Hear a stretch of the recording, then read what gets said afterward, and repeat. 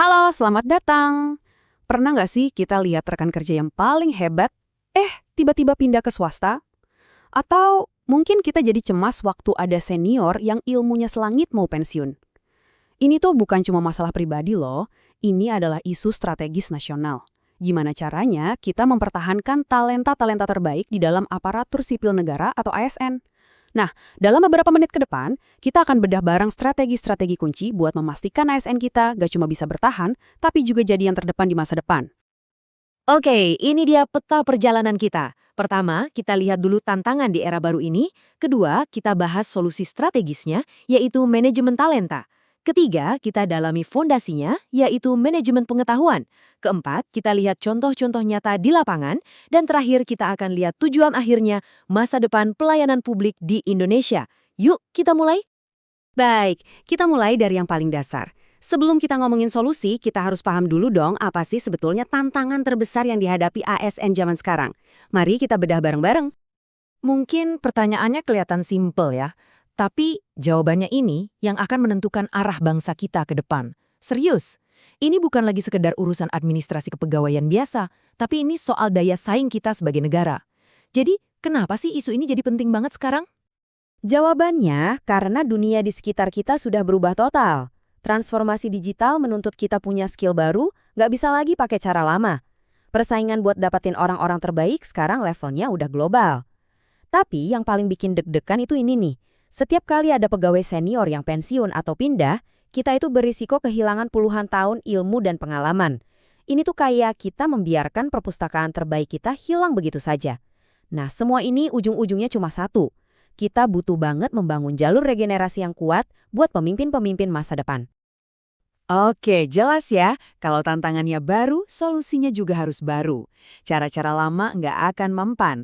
Jawabannya ada di sebuah pendekatan strategis yang namanya manajemen talenta. Kuncinya cuma satu kata, tepat. Manajemen talenta itu bukan lagi soal asal mengisi kursi yang kosong. Bukan. Ini adalah seni dan ilmu untuk memastikan orang yang paling pas, dengan skill yang paling pas, ada di posisi yang paling pas, dan di waktu yang paling pas. Jadi, kita nggak cuma mikirin kebutuhan hari ini, tapi juga siap buat tantangan 5-10 tahun mendatang. Manfaatnya, wah banyak banget. Coba deh bayangin sebuah instansi yang nggak pernah lagi pusing cari pengganti kalau ada yang pensiun, karena calon-calon terbaiknya udah disiapin dari jauh-jauh hari. Instansi yang jadi rebutan lulusan-lulusan paling cerdas. Tempat di mana pegawainya betah dan nggak mau pindah karena mereka merasa tumbuh dan dihargai. Nah, inilah yang pada akhirnya akan membangun citra pemerintah sebagai tempat kerja idaman. Nah, lihat deh gambar ini. Ini menarik banget. Ini menunjukkan perubahannya. Kalau dulu, mungkin urusan kepegawaian itu sifatnya cuma administratif, ya catat mencatat. Tapi lihat sekarang, dari sekedar ngumpulin data, sekarang jadi pengelolaan yang interaktif sampai bisa menghasilkan wawasan yang tajam dan personal buat tiap pegawai. Inilah pergeseran mindsetnya. Dari sekedar patuh aturan menjadi menciptakan keunggulan kompetitif. Oke. Kalau manajemen talenta, itu kita ibaratkan mobil balap yang kencang. Nah, mobil ini butuh bahan bakar super, biar bisa melesat. Bahan bakarnya itu apa? Inilah yang akan kita bahas sekarang. Manajemen pengetahuan. Jadi gini, setiap instansi itu sebenarnya punya harta karun yang nggak kelihatan. Bukan gedung atau mobil dinas ya, tapi pengetahuan kolektif. Pengalaman puluhan tahun, pelajaran dari kegagalan, sampai intuisi para senior. Nah, manajemen pengetahuan ini adalah caranya kita menambang harta karun itu, mengemasnya dengan baik, dan membagikannya ke semua orang, biar nggak pernah hilang di telan zaman. Terus, dampaknya apa di dunia nyata? Simpel kok, efisiensi. Waktu nggak akan habis cuma buat cari-cari informasi yang sebenarnya sudah ada. Pengambilan keputusan jadi lebih cepat dan lebih akurat. Dan yang paling penting, kita punya jaring pengaman. Jadi, pas ada seorang ahli yang pensiun, ilmunya itu nggak ikut pensiun bareng dia. Ujung-ujungnya pegawai yang makin pintar pasti akan menciptakan layanan publik yang makin prima. Nah, ini dia. Analogi ini pas banget kan? Strategi talenta sehebat apapun, kalau nggak didukung sama mesin pengetahuan yang kuat, ya bakal mogok di tengah jalan. Keduanya ini harus nyambung, harus saling mengisi, biar bisa menciptakan organisasi yang lincah dan juga cerdas.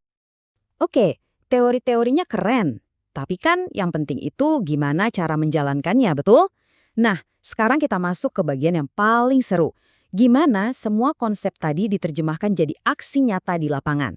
Yuk, kita lihat contoh-contohnya. Semua perubahan besar itu selalu dimulai dari budaya. Dan budaya ASN modern sekarang punya fondasi yang sangat jelas, yaitu core values berakhlak. Ini bukan cuma sekedar panduan kerja loh, ini juga semacam employer branding, semacam janji kepada talenta-talenta di luar sana yang bunyinya, "Hey, kalau kamu gabung dengan kami, inilah nilai-nilai yang kita junjung tinggi bersama." Ketujuh nilai ini bukan cuma buat dihafal, tapi jadi kompas kita dalam bekerja sehari-hari. Tentu, berorientasi pelayanan itu jantungnya. Tapi, coba perhatikan dua nilai yang relevan banget sama zaman sekarang. Adaptif dan kompeten. Nah, dua nilai ini adalah jawaban langsung dari pemerintah untuk menghadapi dunia digital yang perubahannya cepet banget. Nah, untuk mewujudkan nilai kompeten tadi secara besar-besaran, salah satu terobosan kerennya adalah model corporate university. Jangan bayangin kita harus bangun gedung kampus baru ya. Bukan, ini lebih ke sebuah sistem, sebuah pabrik pembelajaran di dalam instansi yang memastikan semua pelatihan dan pengembangan itu nyambung sama tujuan besar organisasi.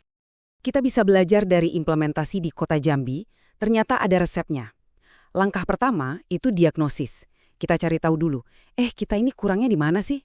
Lalu yang paling krusial, harus ada lampu hijau, alias komitmen penuh dari para pimpinan.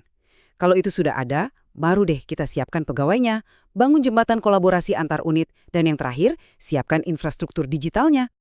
Nah, ngomongin infrastruktur digital, tulang punggung dari semua ini adalah sistem informasi kepegawaian yang canggih dan bisa diandalkan.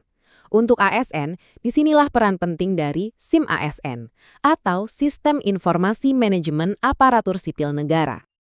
Tentu saja, menerapkan sistem baru pasti ada tantangannya.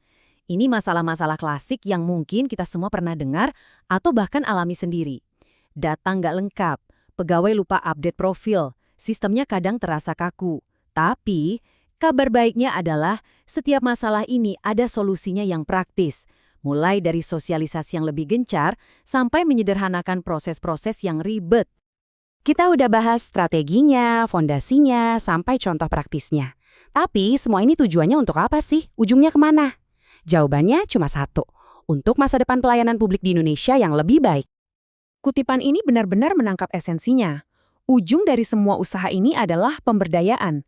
ASN yang diberdayakan, yang merasa didukung oleh sistem talenta dan pengetahuan yang hebat, pada akhirnya akan memberikan layanan yang paling baik untuk pelanggan utamanya. Siapa lagi kalau bukan seluruh rakyat Indonesia.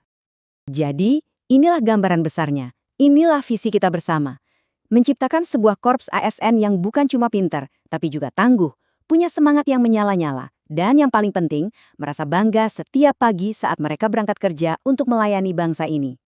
Dan kita tutup pembahasan kali ini dengan sebuah pertanyaan untuk kita renungkan bersama. Kalau perubahan besar ini nggak bisa datang dari atas saja, tapi dimulai dari kita, dari setiap instansi.